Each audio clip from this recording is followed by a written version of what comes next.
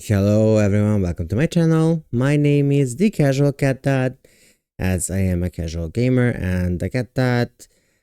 So that's kind of how I put my name together, although now that I think about it more, it sounds like I'm casually a cat dad, which I'm not. I'm a full-time cat dad. But I'm also a big-time gamer. So I'm not that casual either, but I'm not really good at gaming. So I wanted to start a podcast a while ago with my friend, talking about the movies and the differences in the movies, in our taste in movies, to be specific. However, that didn't came into fruition, as she simply could not stomach horrors, which is fine. So shout out to my friend Dani and her amazing podcast skills. She does have her own podcast, Kinozuri, which is again in development, and she will be a guest on the podcast that I'm about to create. And this is supposed to kind of be officially the first episode of that. However, I did wanted to do it in a video format because I don't know how much you can see, as due to the fact that I'm using my phone as a camera and connecting it to the OBS. A lot of quality is lost, but I'm a huge X-Men fan, and even in my background on my desktop, it's the picture from the X-Men 97. I'm also a huge Marvel fan. By that, with you can see here. I think it's visible. The poster that I got from when I watched the premiere of Black Widow. There's also a couple of drawings of Storm, Black Widow, done by my friends. And I also have a bunch of Funko Pops and some Marvel Legends that I could find and afford here in the country where I live in. And they're not easy to come by. And the point of me even trying to make this sort of a podcast is just giving my own perspective and talking basically about my feelings regarding certain fictional characters and media and how they influenced me in my life. So there will be no deep dives when it comes to this types of videos. If I continue to do this in a video format or just audio format, this will be just how I feel about it and what how they made me feel, as the X-Men were a very crucial part in my childhood and me growing up, and some of the characters helped me shaped into the now grown adult and a lot of the personality traits and a lot of aspirations. So I do wish to discuss that in this video, and I hope that you enjoyed that. I also do stream on Twitch. Now currently I'm also streaming Marvel Rivals, of course, but I do stream horror games whenever I get the chance. Currently my schedule is still a bit not there yet, but I'm trying to make it work with my personal life, so that I can stream more regularly, as I do really enjoy it. Marvel Rivals is my favorite game at the moment, as it is Overwatch combined with Marvel, and I loved Overwatch back in the day, and basically do love hero shooters in general, but Overwatch was my favorite. And of course I love Marvel, so having a chance to play some of my favorite heroes like Emma Frost is a big plus.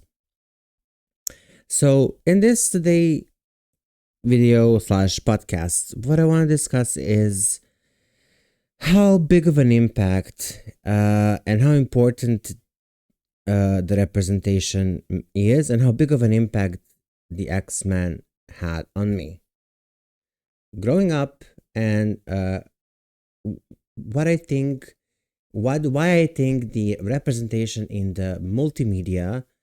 When I say multimedia, I'm probably using the wrong terms here.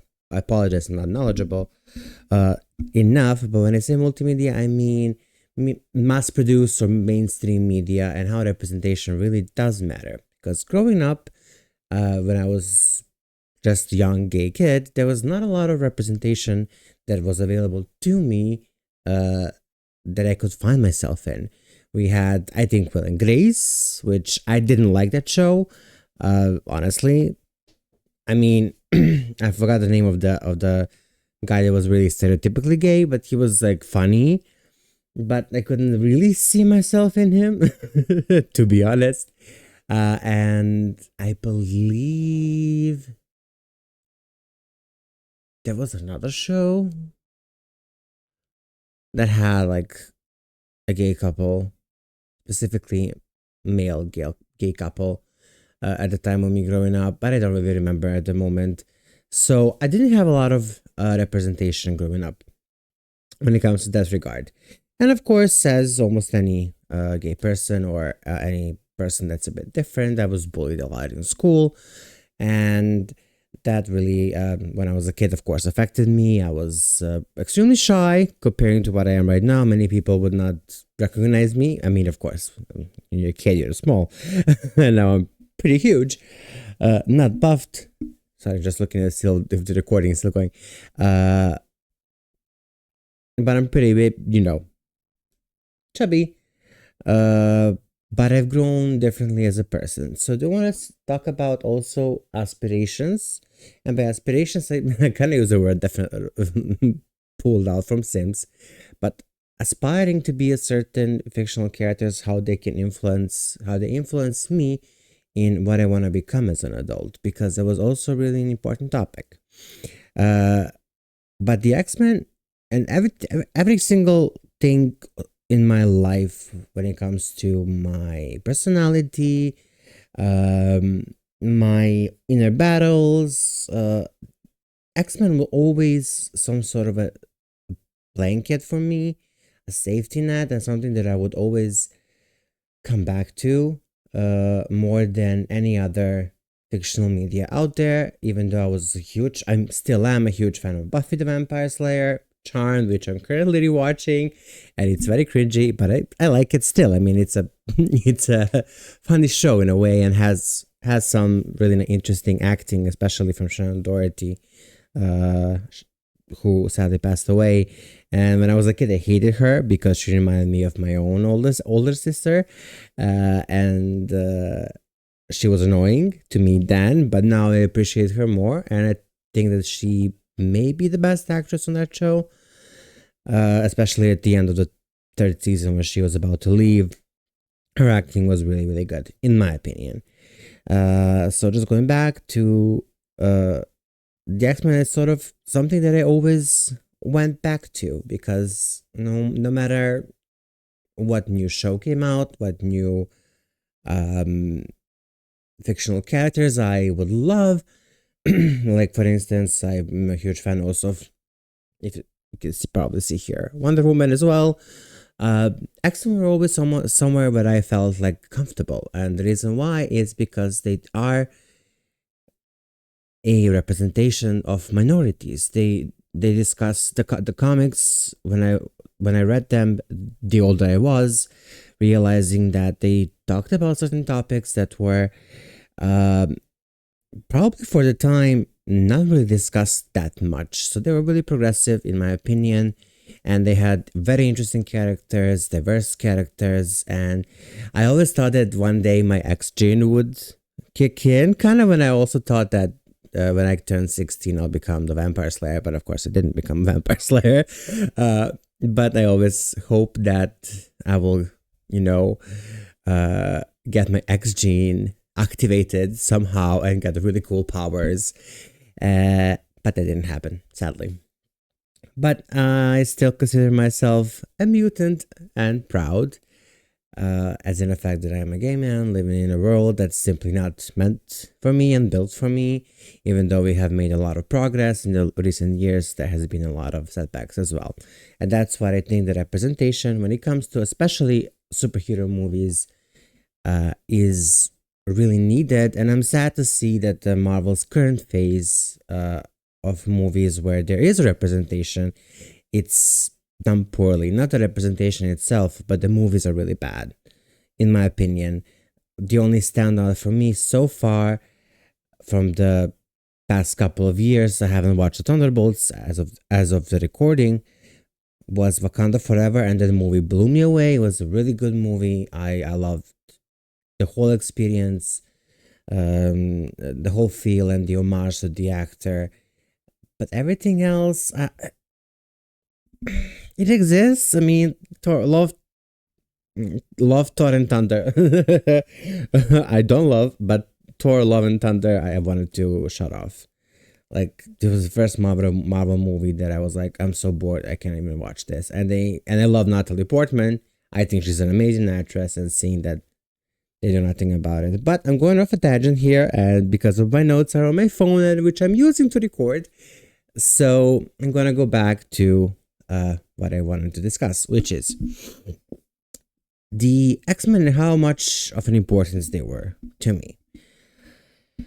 So I remember vividly going to the theaters, and it was the X2 that came out. I think I was like 10 or 9. I don't remember. Long time ago. God, 20 something years ago. The X2 came out. That was the first X-Men movie that I have seen. Although the cartoon was, I think, ongoing or was starting to be shown on our national televisions here in where I live in Serbia. I don't remember seeing them before the actual movie. That's for sure. And so I went to the theater. I was really excited about it because I really loved the leather look. I loved how they seemed very interesting, and I was like, ooh. And I had a thing for, I was wanting to be a redhead for some reason when I was a kid. Now I want to be blonde or white. So times do change, but I saw Jean Grey and I was like, oh, she looks really cool. And then there was Storm, and like, oh, she looks really interesting. And so I saw the X2 movie, and that movie changed my life and the trajectory of where my mindset will go moving on in my life, into adulthood, into the teenage years, adulthood, and even to the present day. That movie has left a mark on me and is a movie that I will cherish for the rest of my life, because if it wasn't for that movie, I do not think that I would be the same person that I am today. I think that's the mark in my life that changed everything. And what changed when it comes to that movie was the scene where Jean Grey actually sacrifices herself. Now my young brain was like, oh, like it's important, to like sacrifice yourself for the greater good. Why did I do the Jennifer Coolidge accent here for a moment? For the greater good, for so many other people, so they can live. So one life outweighs more lives outweighs the one life, and her sacrifice and everything. And that was just the start and the surface of it, of my brain thinking how, if need be, to sacrifice yourself for others, that you should maybe do it. I don't say that's a good thing or a bad thing. That's just how my little tiny brain at the time was thinking of how, if an opportunity presents and if I can save multiple people with my life, that I should sacrifice it. And that spiraled even more, and I, deeper thoughts at that, how deep they can be at that age, about life in general and everything. And then I remember that my mom bought me the Astonishing X-Men #1. I think it was like a year or a couple of even years after that. That was my first ever comic book. I sadly don't have it because I cut out the stuff when I was younger, and I would like put them in a journal or what I had at the moment. So the comic sadly is completely ruined. That's when I realized that the comics were not for kids, because Emma Frost was cursing quite a lot in that comic, at least in the translation that I had. But I fell in love with her character, and then as I started to grow older, I kind of realized the importance of having a chosen family, because my family is very small, my blood family, and I wasn't always on good terms with, my real family. So the importance of a chosen family, and, the fact that being different and unique is not something to be ashamed of or something that's wrong.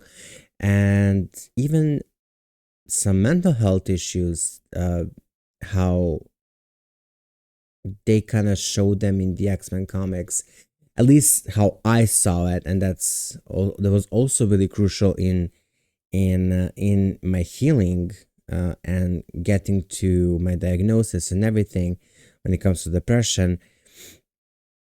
They just were very important to me, and also I wanted to touch on the aspiration, which is the fact that uh, there were certain, especially X-Men characters, where I wanted to aspire to. So when it comes to the representation, I found myself in the character of Jean Grey my whole life, and I do have a love-hate relationship with her.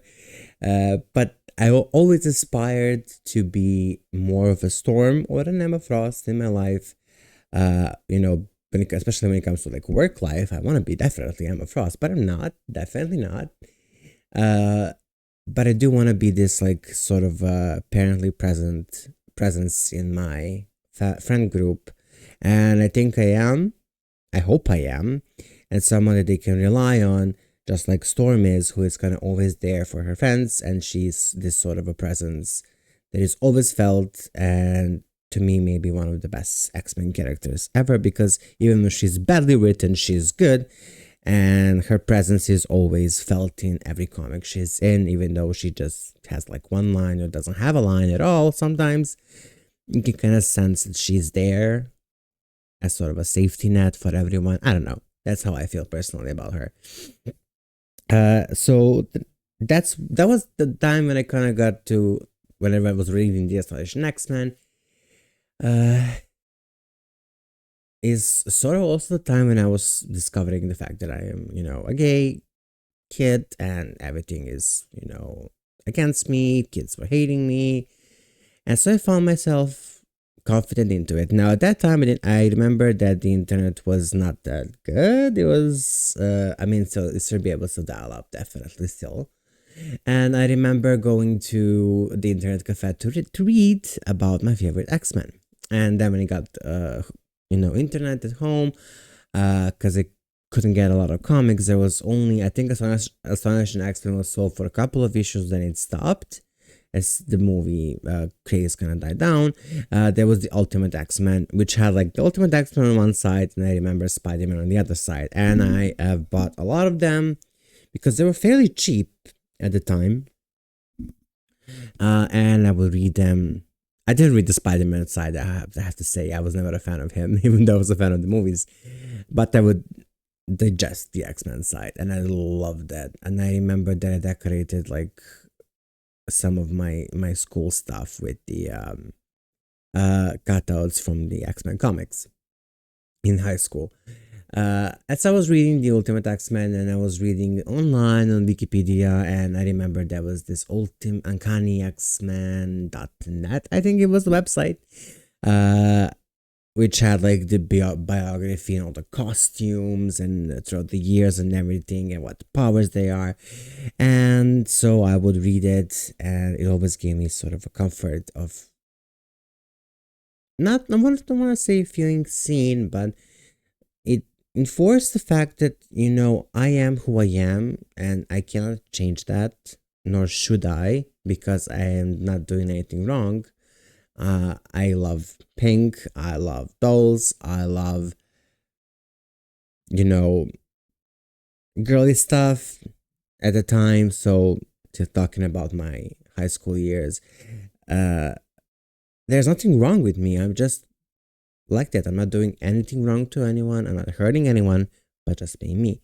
And the X-Men were all about that. Against all odds, they will protect people that hate them. And they were unapologetically, especially someone like Storm, and Emma Frost unapologetically beat them. Emma Frost is who she is, and she doesn't want to change that for anyone. Storm as well. She's, herself. She's the goddess. So why should she change for anyone else? And so that kind of encouraged me to fight for myself even more, and ensure that even to this day, like I'm not ashamed to walk with a pink mermaid, cup, because I like pink and I like mermaids. So why not? And if I didn't have the X-Men, I don't know if that will be the truth today, because they were the ones, and the Catwoman movie, which will be a subject for a very different video, because that movie helped me specifically with bullying, but nothing else. I love her, the character, to this day, but that was the movie is bad, but it did something in my small brain. But the accent had a much bigger impact. It made me just, be myself, be who I am, and try to see and understand other people's when they're other people's other people when they're different, and to see to not judge people. There's probably going to be a cut because I completely butchered the fuck. I completely butchered a couple of sentences here. Apologies. But it made me fight for my own uniqueness and ignore the prejudice that was, sent towards me, and also kind of shattered the fact that I should have prejudice towards others. And the older I got, the more I read the X-Men, the more accessible, online, digital, and now even in some physical forms. And also, I don't know if you can see there, I have a board game X-Men, which is really good, by the way. I highly recommend that board game if you're into tabletops. But making sure that I kind of see the person as a whole and not just judge them based on what they look. I don't think I was ever even capable of judging people based on their looks, or especially something they cannot change. For me, the concept of racism is an abstract thought, because why would I hate someone for having a different color skin? I don't get it. I never will. But they kind of enforced that in me as well, to accept differences, because let's take a look at some of the X-Men that exist in the like popular and mainstream. We have a Nightcrawler who is a priest. He is a priest, and he exists there, and he looks like a demon and is a priest, which is kind of ironic, kind of cool. People love him. But then we also have someone like Emma Frost, who does plastic surgery, is sexually very open, and does not shy away from being way too revealing, and they can work together, which also kind of circles back to the fact that about the chosen family and our friends. I never ever had the shame of going out with a friend, let's say for a coffee or even to a club, and I would like dress up really fancy, and then my friend would like show up in like sneakers and I don't know, like messy hair. They're still my friend. I don't care how they dress up. If it fits them and they like it, who am I to judge them? And they reinforce that even more through the comics. And the older I am, there were other influences as well, my own thoughts. But it all kind of core came from that scene where Jean Grey sacrifices herself at the end of the X2. However, I do have a love-hate relationship with her. I do find a lot of myself in her, and a lot of both flaws and good traits I can see exist within much of her character and myself. To the point when I was with my therapist and we had to discuss certain issues that were going on at the moment, and me fighting depression, anxiety, and OCD. At one point, I remember that she asked me to describe, like, basically, kind of, I wouldn't say an evil side. She didn't put it like that. I don't really remember it at this moment. But like that negative side, like the controlling side, the OCD side, whatever. And I literally saw Phoenix in Dark Phoenix in my head. And I kind of chuckled a bit, and she was like, what's wrong. Again, shout out to my former therapist. I don't go anymore. I don't need to, uh, because she understood me. And when I said that I do see this character, and she asked me to describe her, and I told her why she's important to me. She understood that, and it was also kind of really cute thing. I felt seen by the therapist. She was really really good. I mean, she still is a really good woman and a really good therapist, in my opinion. I saw, like that, and I always kind of leaned towards her, even though when I started reading the comics, I found her extremely boring comparing to Rogue, Emma, Cyclops, especially to Emma. Like, Emma is definitely my number one favorite superhero of all time. So seeing Jean Grey next to her was like, Jesus, like this lady's really boring. Why do I like her so much? Like, oh God, I don't think I like Jean Grey anymore. It was a whole crisis in my teen years. But she's definitely a character that I found myself in, and her personal mental struggles of battling the Phoenix, which in turn I saw as me battling my own depression, my own anxiety, my OCD. I could see myself in that situation. It made things more bearable at times when the anxiety would spike up really high, to just like pull the strength from that fictional character, as didn't have a lot of, my family says, my family is very small, and I'm grateful for my family. I think that all of the women in my family are amazing, and I learned a lot from them. But I didn't have that specific thing to pull from, and that's why I again go back to the representation, why it matters. Because if it wasn't for Jean Grey showing me that I can be a better person, what kind of a person would I be today? Would I be the same? I don't know. I don't think so. And it wasn't for Emma Frost, would I be cutthroat when it comes to certain things in my life, like not allowing to be used at work, especially, in corporate. I used to work a lot of corporate jobs. At the moment, I'm currently unemployed.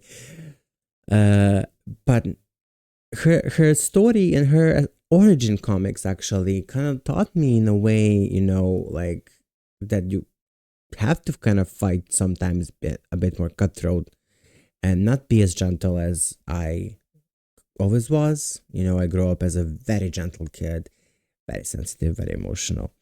And also to be kind and nurturing like Storm is to my friends, and to help them shoulder their burdens and carry them with me without straining myself as well. Just a lot of things that the X-Men have taught me throughout the life, and I just love them. Every time when I am in a bad mood, in a bad spot, or even when I'm going to sleep and there is like a lot of thoughts racing through my head that I don't like, currently I'm obsessed with finding a job. With this current financial situation in the world, it's really bad that I'm unemployed.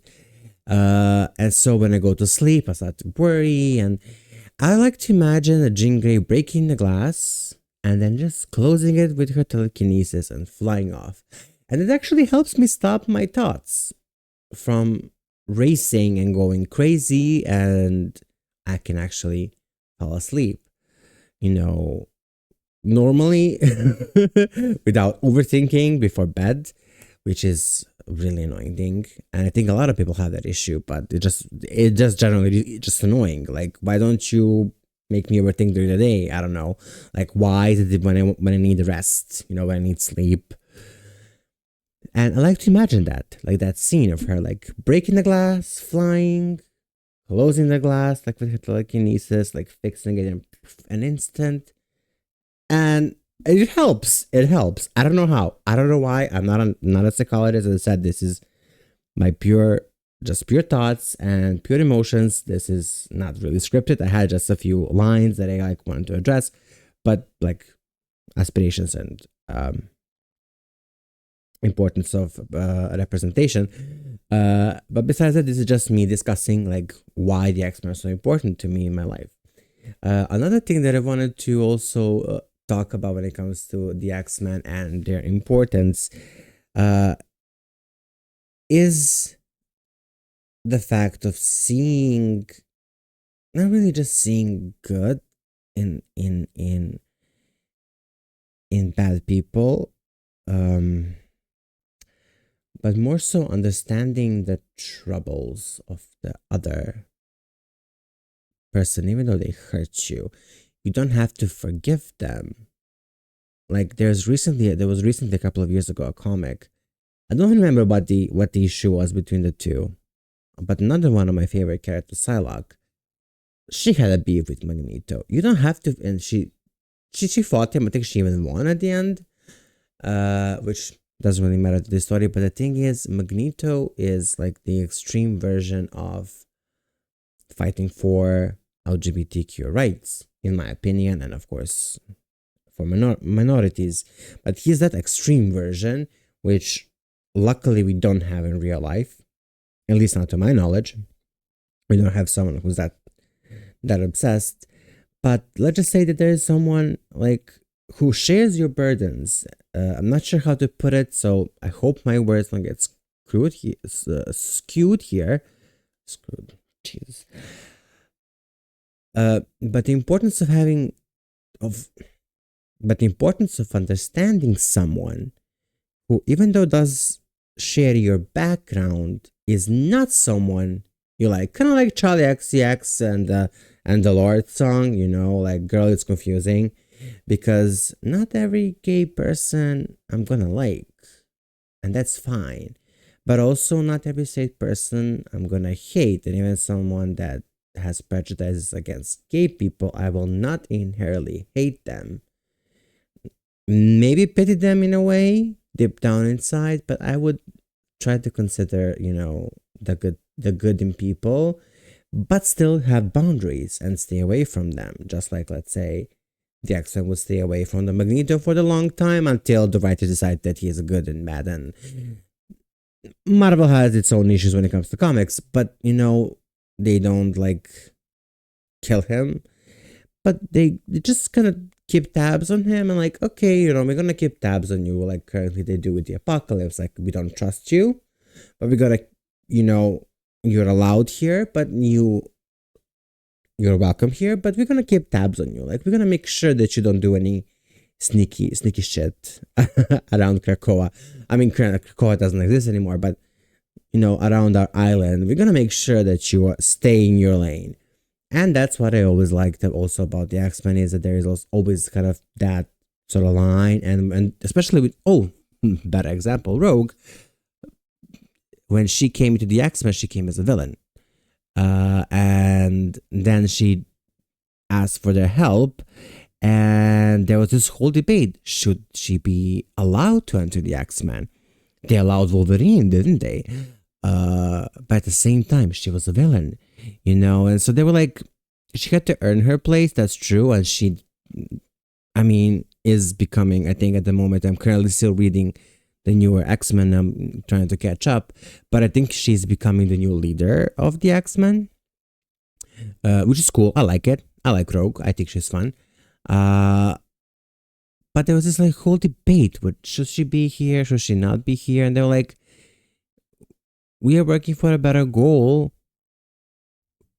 We're all working towards a better good. We don't have to like each other, to work towards that. And then at the same time, back to the chosen family and what RuPaul said, we as gay people, we get to choose our family.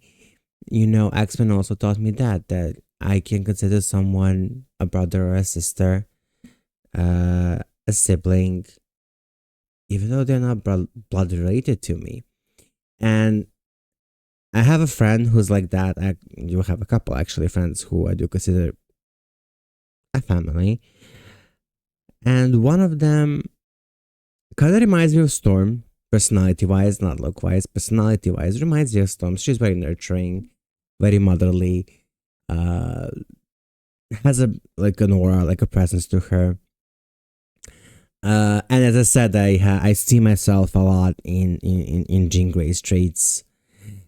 Even though I sometimes, oh god, I hate her so much sometimes, and I love her so much sometimes. So it's a really love-hate relationship. And And in the X-Men 97, there is, spoiler, there is a scene between them where they're about to enter this like big battle, and I cried like a baby because it reminded me of me and her and how we would, stick by each other and like fight for each other in certain ways, and help each other get up from like down situations, and like be real with each other sometimes even. And like Jean came to Storm and told her like, let them mind your weather, sister. uh, and Storm turns to her and says, and then whether your mind. And they kind of like put their foreheads next to like one to another and like share this like really intimate sisterly moment. And even now thinking about that scene, I kind of feel teary up. But it reminded me of my friend and how we are not blood related, but I love her like she is my sister. And that's something that I learned along the way, to not chase the family that maybe doesn't want me, or the family that I don't have, to stop chasing that and appreciate the family that I have, which is in this case my friends, my sisters, my cats, my boyfriend. That's my family, and they are a huge part of me. And X-Men was very crucial in me realizing that blood relation doesn't always mean anything. Sometimes it's an annoyance, and sometimes if we are lucky we have a sister like I do, which is amazing. Sometimes we don't. And I have both sides. I have people in my small family that I absolutely love and adore, and people that I try not to be petty. I mean, if you ever come to my streams and watch it, you'll know that it's rated mature because I curse a lot. So I'm really trying here. And I smoke as well. Sadly, that's my biggest flaw, I think. Cigarettes. Don't get it twisted. But having, to have the chosen family and to love them and cherish them, and don't cry about the spilled milk.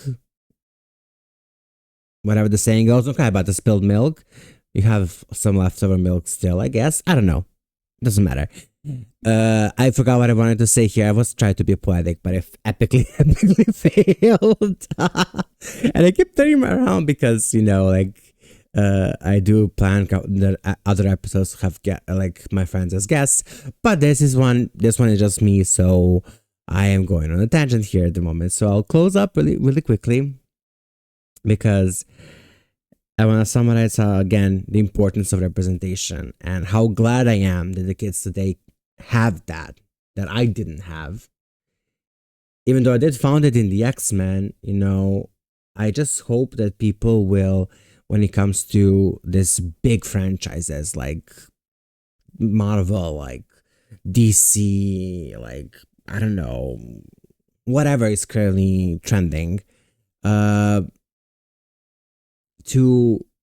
I mean, and to be specific, whatever is trending and is targeted for younger people, like young adults, teenagers, and children as well. So I'm not talking about the adult rated R movies or like whatever Lord of the Rings, for instance, which I personally don't like, but they're very mature. They're not a children's, movie, book, whatever. At least I think so. I don't think so. That they should be. It's to kind of let it be. And, stop all the hate, because when the Marvels was coming out, the movie Marvels, the hate on the post that the movie is coming out, and the acting and so much misogyny. And I was like, why? Just let it be. There's going to be a little girl coming to watch that movie, with her brother, maybe, with her older sister who's a model fan, and she's going to see one of these characters and maybe see herself in them. Be like, oh, I want to be her, like, when I grow up. Like, that representation really, really matters and helps. If I was to watch Akato all along as a kid, I would say that Billy Kaplan would definitely be my favorite. Did I just spoil Akato all along? I think I did. Spoiler warning. Billy would definitely be my favorite character of all time. But I grew up with the X-Men, so Jean, Storm, and Emma with Psylocke, they're kind of like my top. So please let the kids have their own representation and don't use words like, it's not like in the comic book, it's not like in the book, because you cannot translate the comic book or a book to a TV or a movie in a faithful way. You can't, or vice versa. It doesn't work because comic book has images, book is your imagination, so it will never be like how you want it to be. So let them have it. But I do also hope that people will start writing good stories so that I can also enjoy them as well. Because lately, Marvel, like, really? Like, what did you do with Wanda? Like, Jesus. Anyway, I'm gonna close this here. I understand that this might be a bit of a mess, but I am a bit of emotional when it comes to this subject. I didn't have a script for this. As I said, I only had a couple of lines of what I wanted to address, who I am, my background, why the X-Men are important to me. I hope that came across and it wasn't just an emotional mess while recording this. And if I am, fuck it. It is what it is. This was never meant to be a scripted video. I just want to, share across that, I forgot what I wanted to share across. 3 things, which are chosen families, don't have prejudice, let there be representation in the media. Don't hate it. Don't hide behind, oh, it's a bad script, or it's not like that in the comics or in the books. And just let those kids have it, because we didn't. And it's really nice when you see some representation for your minority or yourself. Like I kind of saw in Jean Grey later down the line with all the traits that we shared, although she's technically not mentally ill. Technically. But she's battling the Phoenix, I'm battling depression. It's the same, primal force, I guess. Anyway, thank you for watching or listening. I do hope you enjoyed this. I do hope that I will catch you on my streams, which is Twitch.tv. TV. I keep looking at this. Sorry, there's nothing here actually. I mean, there's no one here, not even my cat. I don't know where my cat went. She was there a couple of minutes ago. You can catch me on Twitch. The Casual Cat, that is the name there. I try to keep the schedule and stream as much as I can, but I just sometimes can't keep up. I'm really sorry. I'm trying. I hope that you enjoyed this. Again, I apologize if I was a little bit of a mess, but I just tried my best and I wanted to get my point across, which I really hope I did. Because if I didn't, I'll have to re-record this and that would be a bummer. A big bummer. Thank you for watching. Stay safe and I'll see you soon.